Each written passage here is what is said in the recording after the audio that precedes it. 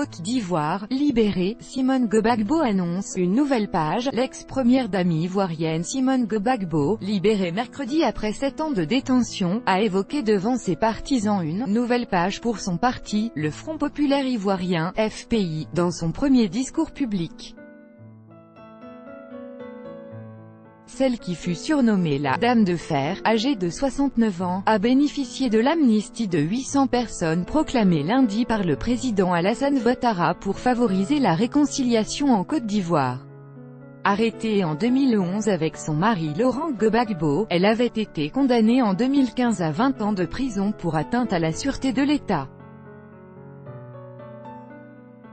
Madame Gbagbo a quitté l'école de gendarmerie d'Abidjan où elle était détenue depuis 4 ans vers midi 15, local et GMT, pour regagner sa résidence du quartier de Cocody à Abidjan, où l'attendaient un millier de sympathisants en liesse. À son arrivée 15 minutes plus tard, l'ex-première dame, vêtue d'une robe pagne violette et jaune, souriante quoique fatiguée, a été accueillie sous les vivas et au son des tambours, dans une rare cohue.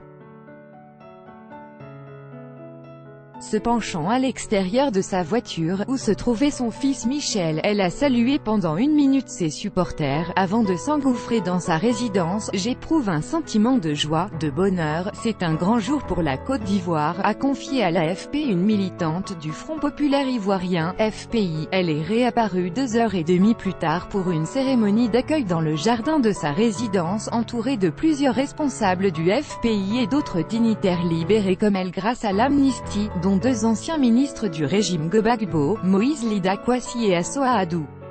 Page tournée, l'ancienne page est tournée. Militants, levez-vous pour une nouvelle page, on est parti sans arrêt, on est parti, a-t-elle déclaré sous les ovations, s'exprimant seulement quelques minutes, visiblement émue par l'accueil chaleureux de ses sympathisants.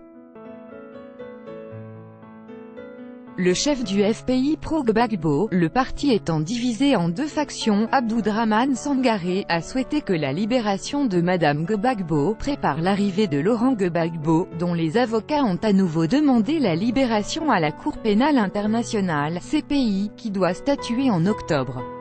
L'ex-président ivoirien, 2000 à 2010, est actuellement détenu et jugé à La Haye, accusé de crimes contre l'humanité commis pendant la crise post-électorale. 3000 morts en 2010 à 11, un pas a été franchi, un autre reste à faire. Je sais que nous aurons raison de tous les obstacles, déclarait monsieur Sangaré. Auparavant, Assoa Adou a espéré une première victoire aux élections locales du 13 octobre, avant une autre victoire à l'élection présidentielle de 2020. La position actuelle du FPI pro-Gbagbo est cependant de continuer à boycotter les élections tant que la commission électorale n'aura pas été réformée.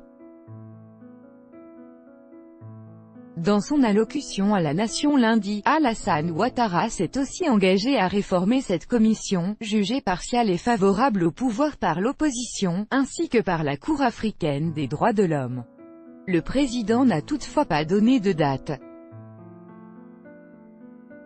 L'amnistie annoncée lundi a été unanimement saluée par la classe politique en Côte d'Ivoire, évoquant « un geste fort en faveur de la réconciliation nationale, à 2 ans de la prochaine élection présidentielle, geste de mépris ». En revanche, 11 organisations de défense des droits de l'homme ivoiriennes et internationales ont dénoncé cette large amnistie, dénonçant un geste de mépris vis-à-vis des victimes. Aucune amnistie ne devrait s'appliquer aux crimes de guerre, crimes contre l'humanité et autres graves violations des droits humains commis en Côte d'Ivoire pendant la crise, ont déclaré dans un communiqué la Ligue ivoirienne des droits de l'homme, le Mouvement ivoirien des droits humains, Human Rights Watch, Amnesty International, la Fédération internationale des ligues des droits de l'homme et 6 autres ONG ivoiriennes. Des partisans de la Dame de Fer ivoirienne Simone Gbagbo célèbrent sa libération. Abidjan, 8 août 2018.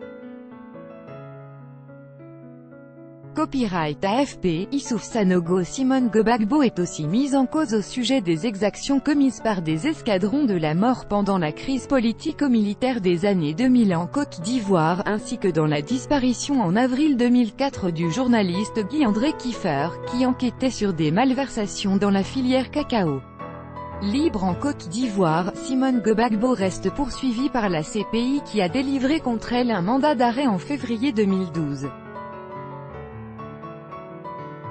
Mais le président Ouattara a affirmé en 2016 qu'il n'enverrait plus d'Ivoiriens à la CPI, estimant que son pays avait désormais une justice opérationnelle. La question de la réconciliation nationale en Côte d'Ivoire, après la décennie de crise politico-militaire qui a déchiré le pays, était considérée jusqu'à présent par les observateurs comme un point noir du bilan d'Alassane Ouattara, dont le régime est accusé par l'opposition d'avoir pratiqué une « justice des vainqueurs ». Tout droit de reproduction et de représentation réservé. Copyright 2018, Agence France Presse.